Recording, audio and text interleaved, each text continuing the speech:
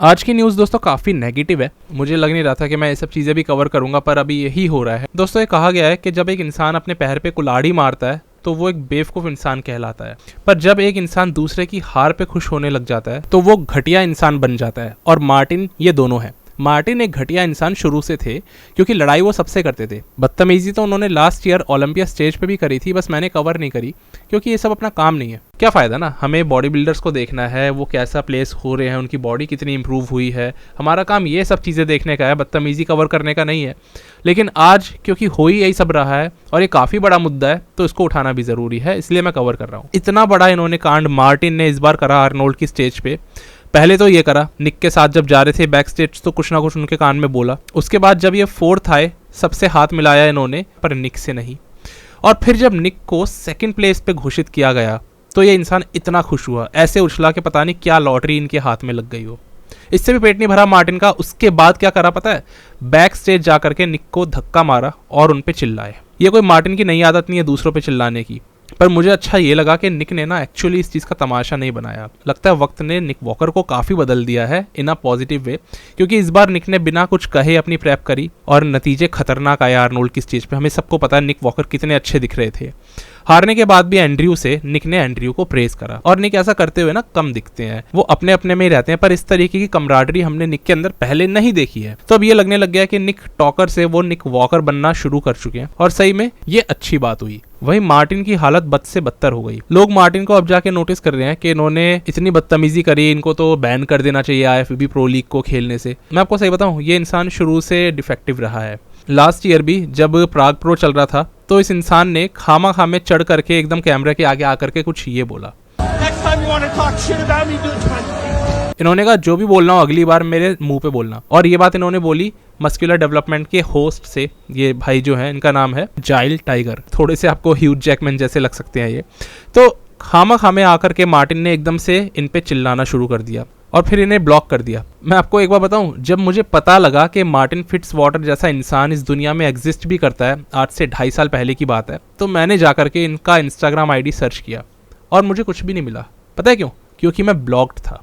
अब मैं अगर इंग्लिश में वीडियो बना रहा होता और आप मुझे ब्लॉक करते तो मुझे बड़ा सेटिस्फेक्शन मिलता कि मैंने कुछ तो ऐसा किया होगा। पर मेरी हिंदी आपको कब से समझ में आने लग गई और कब से अखरने लग गई, और मुझे तो पता भी नहीं था कि आप एग्जिस्ट भी करते हो। पर इस इंसान को पता था कि एक ऑल अबाउट ओलंपिया करके पेज एग्जिस्ट करता है। पूरे दिन अलग अलग यही सब पेजेस जाकर ब्लॉक करते रहते हैं ना ये। तो ये किस तरीके का पागलपन है, बिना एक्शन के इनका रिएक्शन आ रहा है किसी एक इंसान के लिए। कई बार मैं सोचता था ये वाली चीज बताऊं, फिर मैंने कहा रहने दो, क्या जरूरत है, अपना काम करते रहो। और इतने बॉडी बिल्डर्स हैं, बॉडी बिल्डिंग को चलाने वाले, उनके ऊपर क्यों ना फोकस करा जाए। एक रोते हुए इंसान पे फोकस करके मुझे क्या मिलेगा, पर आज करना पड़ रहा है क्योंकि न्यूज काफी बड़ी है। अब इस इंसान की ये हालत हो गई है, इन्होंने ये तक लिख दिया कि अगर मुझे किसी ने आर्नोल्ड के लिए बधाई देने की कोशिश करी ना इस 4th प्लेसिंग के लिए, तो मैं उसको ब्लॉक कर दूंगा और जाओ जाकर के बधाई दो अपने उन चैंपियंस को जिनको कि जिताया गया है। इतना बुरा हाल है इस आदमी का। एक इंसान इसका बहुत बड़ा फैन था, डेस्कटॉप बॉडी बिल्डिंग, ये आपने इनको देखा होगा कभी कभार। इनको भी ब्लॉक कर दिया मार्टिन ने, और इनको भी काफ़ी ज़्यादा गाली गलौच वाले मैसेजेस भेजे हैं। तो ये ब्लॉक करने की आदत बहुत शुरू की रही है, ये बदतमीज़ी करने की आदत पिछले साल से भी बहुत बार देखी गई है, और ये हालत अब जाके और बदतर हो गई है। सच बोलूं, ऐसे इंसान को इतनी सटकी हुई हालत में अपने पीईडीज चलाने बंद कर देने चाहिए। देखो, मार्टिन का बिहेवियर बहुत वायलेंट है। जो इंसान बैक स्टेज जाकर के किसी दूसरे बॉडी बिल्डर को धक्का दे सकता है, वो बाहर जाके ना जाने क्या क्राइम कर सकता है। ऐसे वायलेंट बिहेवियर को पीईडीज और बढ़ाते हैं। तो ऐसे में इनको ज़रूरत है हेल्प की, वो एक मेडिकल हेल्प ही होनी चाहिए। क्योंकि यार देखो, दूसरे की हार पे खुश जो इंसान होता है ना, वो कभी एक सच्चा स्पोर्ट्समैन हो ही नहीं सकता। वो किसी भी राह पे चल रहा हो, किसी भी फील्ड में हो, अगर आप दूसरे की हार पे खुश होते हो तो आपसे ज़्यादा घटिया और छोटी सोच वाला इंसान नहीं हो सकता। आप तो जल रहे हो। और दोस्तों, एक बात बताऊं आपको, जो जलन होती है ना, जो नफरत होती है, वो इंसान को खुद को जलाती है। दुनिया का क्या यार, दुनिया आगे बढ़ जाती है। हम लोग अभी बात कर रहे हैं अपडेट्स में, इनकी आगे थोड़ी करेंगे। अभी मैं अगला अपडेट बताना शुरू कर दूंगा, और बॉडी बिल्डर्स वो अपने दूसरे शो की प्रेप में लगे हुए हैं। किसी को क्या लेना देना है यार, लेकिन जलोगे आप, दुनिया उजड़ेगी आपकी। दूसरे तो खुश है ना अपनी जिंदगी से। यार इंसान खुद अपने साथ भी गलत स्टेप उठा सकता है, ऐसा नहीं है कि क्राइम बाहर जाके ही कर सकते हैं। इंसान कुछ भी कर सकता है ना अपने साथ ऐसी स्टेट में। और ये बात भी गौर करने लायक है दोस्तों कि इनके ऐसे विचार क्यों बने कि ये दूसरे की हार पे खुश होते हैं, दूसरे पे चिल्ला के इनको सुकून मिलता है, या किसी को धक्का मार दिया तो बड़ा अच्छा लगता है, क्योंकि इंसान के अंदर शुरू से वो चीज़ होती है मौजूद, उसका बीज होता है आप में, लेकिन उसका पेड़ आपने बनाना है या नहीं वो आपके ऊपर होता है। अपने शैतान खुद ही हम बनाते हैं ना। इनके एक दोस्त है, बहुत अच्छे एक बॉडी बिल्डर भी हैं, ब्रेट विल्किन, कई बार हमने उनको कवर भी करा है। उन्होंने भी ये बोला है कि मार्टिन की इस हरकत से मैं सहमत नहीं हूँ, पर आपको इस वक्त दुनिया को इस वक्त उनको और ज्यादा खींच के नीचे नहीं गिराना चाहिए, टीयर डाउन नहीं करना चाहिए। दोस्तों एक बात मैं आपको बिल्कुल प्रैक्टिकल बताता हूँ, जो आप दुनिया को देते हो ना, आपको दुनिया से वही रिसीव होता है। मार्टिन ने बबूल की फसल बोई है, कांटे इन्हें झेलने पड़ेंगे। अच्छा बिहेव करते हैं ना तो लोग रेस्पेक्ट करते हैं इनकी, ये कहते हैं कि इस आर्नोल्ड में चलो इनकी बॉडी खराब आई है, अगली बार करना और अच्छा करके आओगे। यार इन्होंने पास्ट में बहुत चीज़ें अच्छी करी है, पिछले साल के ओलंपिया में अच्छे दिखे थे, फिर इन्होंने सैमसन दौदा को भी हराया है, इन्होंने क्रिस बमस्टड को भी हराया है, ये कोई छोटी बात नहीं होती है। उसके बाद भी अगर आपका मूड खराब हो रहा है, आप बिल्कुल परेशान घूम रहे हो, तो फिर आपको दुनिया की कोई चीज़ खुश नहीं कर सकती है, क्योंकि आपका मेंटल स्टेट ही होता है जो कि आपको खुशी या बुरा फील कराता है। ये शुरू से नेगेटिव इंसान रहे हैं और वो नेगेटिविटी अब इनके ऊपर इतनी भारी पड़ गई कि इनका दिमाग खराब हो चुका है। और इतना कुछ करने के बाद आप ये एक्सपेक्ट नहीं कर सकते कि दुनिया शांत रहेगी, ना आईएफबी आपके ऊपर एक्शन ले, ना लोग आपको ट्रोल करे। यार ये सोशल मीडिया का दौर है, कोई सही बात करता है तो भी लोग उसे नहीं छोड़ते, तब भी ट्रोल कर डालते हैं। यहाँ तो आप पूरे गलत हो, कंप्लीटली आपकी नेगेटिव पिक्चर दिखाई दे रही है। और जिस तरीके से अब इनके स्पॉन्सर्स ने भी इनको ड्रॉप कर दिया, क्योंकि कोई भी इंसान अपना नाम खराब नहीं करना चाहेगा एक ऐसे इंसान के साथ जुड़ करके जो बहुत ज़्यादा गैर जिम्मेदार है और बदतमीज़ है। इन्होंने पता है क्या करा मार्टिन ने, इन्होंने बोला है कि इतना ज़्यादा मैंने मेहनत करी इस आर्नोल्ड के लिए और इतना खराब रिजल्ट आया, इससे ज़्यादा बुरा और क्या हो सकता था।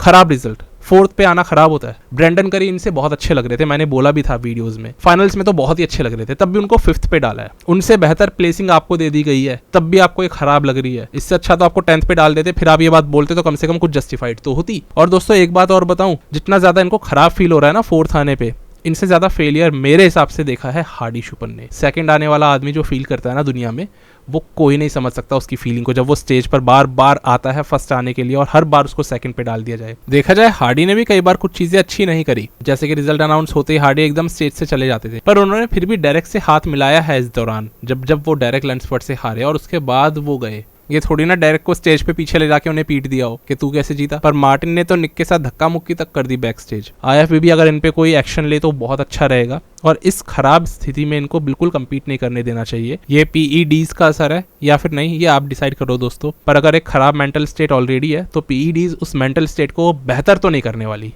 और पहले से वर्स कर देगी। फिलहाल हम चलते हैं अगले अपडेट पे और यहाँ पर बात करते हैं आर्नोल्ड की। शॉर्ट्ज़नेगर ने अभी संडे सेमिनार के दौरान जो होता है ना, आर्नोल्ड खत्म होने के बाद कई सारे बॉडी बिल्डर्स बैठे होते हैं जो विनर्स होते हैं आर्नोल्ड क्लासिक के, वो सब होते हैं। तो आर्नोल्ड ने बोला कि बहुत सारे बॉडी बिल्डर्स ने इस बार अच्छी पोजिंग करी है, लेकिन एक बॉडी बिल्डर इनमें से ऐसा था, उन्होंने नाम नहीं लिया, पर उन्होंने कहा कि वो बॉडी बिल्डर शेक कर रहा था। आर्नोल्ड ने कहा ये प्रोफेशनल स्टेज है, बहुत बड़ा प्लेटफॉर्म है, आप यहाँ पर आकर के इस तरीके से गलत पोजिंग नहीं कर सकते, कंप्लीटली अनएक्सेप्टेबल है। उन्होंने कहा मैं सालों से ये बात बोल रहा हूँ कि ऐसे शेक मत करो, ढंग से अपनी पोजिंग प्रैक्टिस करा करो, पर तब भी कल ऐसा हुआ कि एक बॉडी बिल्डर कांप रहा था और ये और कोई नहीं हसन मुस्तफ़ा थे।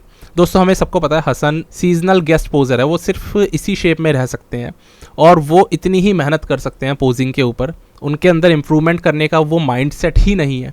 लेकिन ऐसी स्टेज पर उनको नहीं आना चाहिए, एटलीस्ट इस स्टेज की एक गरिमा है। हर एक बड़ी स्टेज की या किसी छोटी स्टेज की भी अपनी गरिमा होती है, बॉडी बिल्डर्स को उसको मेंटेन रखना चाहिए। देखो जो चीज़ गलत जजेस की ओर से होती है दोस्तों, मैं वीडियोस में वो सारी बातें भी रखता हूँ, पिछली वीडियो में यही सब कुछ। अगर जजेस कुछ गलत करते हैं एथलीट्स के साथ में तो बिल्कुल जजेस को अपोज करना चाहिए, पर कभी कभार ऐसा होता है कुछ एथलीट्स गलतियां कर देते हैं।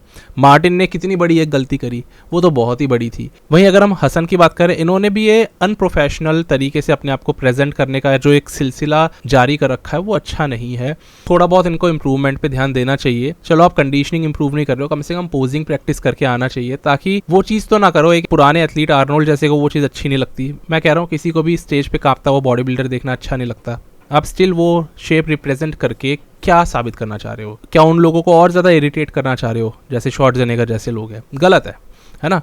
तो हसन को ये चीज़ समझनी चाहिए और आर्नोल्ड ने इसी चीज़ के ऊपर एकदम तगड़ा स्टैंड लिया है। पोजिंग प्रैक्टिस बहुत मायने रखती है दोस्तों। अगर आप अच्छा पोज कर रहे हो, कंपटीशन पास आ रहा है और आप 1 से 1.5 घंटा, कई बार 45 मिनट की पोजिंग भी बहुत होती है, पर जितना आप लंबा समय देते हो पोजिंग को, आपकी मसल्स उतना हार्ड कॉन्ट्रैक्ट होने के लिए तैयार हो जाती हैं। आपका पेट बाहर नहीं आता, आपकी सांस नहीं फूलती है, और हसन के साथ ये सारी दिक्कतें देखी जाती है। तो ये चीज़ उनको नहीं करनी चाहिए, और ये चीज़ बोली है आर्नोल्ड श्वार्ज़नेगर ने। बाकी दोस्तों अच्छी चीज़ ये है कि बहुत तगड़ी कमराडरी यानी कि भाईचारा देखा गया है निक वॉकर और एंड्रयू जैक्ट के बीच में। जैसे कि मैंने थोड़ी देर पहले बताया कि निक ने एंड्रयू को प्रेज करा। देखो दोस्तों, निक हारने के बाद में डिसअपॉइंट थोड़े से हुए, क्योंकि वो एक्सपेक्ट कुछ और करके आए थे। उनकी बॉडी आज तक की सबसे बेस्ट बॉडी थी। उन्होंने भी बोला कि मैं बहुत ज़्यादा अच्छी बॉडी लेकर ऐसी आया जिसपे कि मुझे प्राउड है। लेकिन साथ में निक ने ये भी बोला, रिजल्ट जो भी गए हो मैं तब भी खुश हूँ।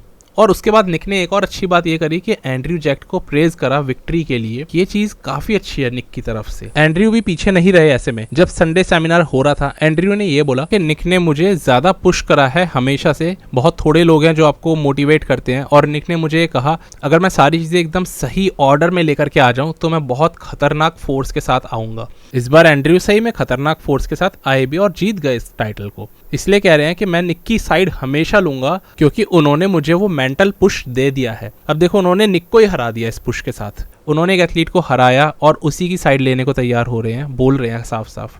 और निक जो हार गए उनसे, वो एंड्रयू को लगातार प्रेज कर रहे हैं। यही चीज़ होनी चाहिए ना।